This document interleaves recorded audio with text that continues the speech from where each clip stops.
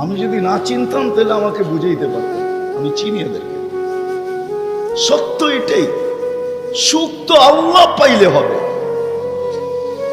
তাও এক কাপড় দুইজনের, একজনের এক কাপড় না, দুইজনের নামাজ সালাম ফিরাইতে দেরি, উঠা দৌড়াইতে দেরি করে না। আল্লাহর রসুল টাইকা দাঁড় করাইছেন, সালাম ফিরাইতে দেরি, দৌড়াইতে দেরি করো না। কারণটা কি? নামাজের পরে দোয়া আছে, তসবিহ আছে, তাহলিল আছে, আমি কথা বলি তুমি শোনো না। চোখের পানি ছেড়া দিয়া বলতেছে, ইয়া রাসূলুল্লাহ, দুইজনের এক কাপড়। দেখেন দিলে লাগে কিনা। দুইজনের কয় কাপড়? এক কাপড় দুইজনের।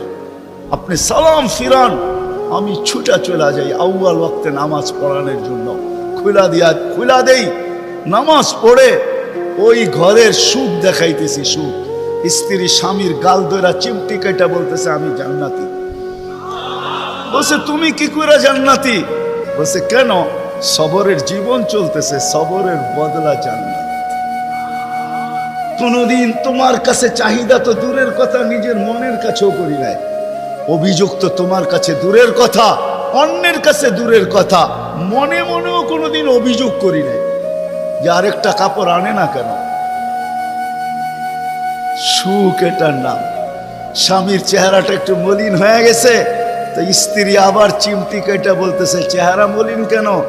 তুমি জান্নাতে চলে যাবে। আমি তুমি কি আমার মতো স্ত্রী পেয়ে শুকরিয়া আদায় করো না? তো হাসতেছে, বলতেছে, পাগলি, একবার ডেলি 100বার। তাইলে শুকুরের বদলাও জান্নাত। দুজনে জান্নাতে যে ফুর্তি করবে। ইতিহাসের পাতায়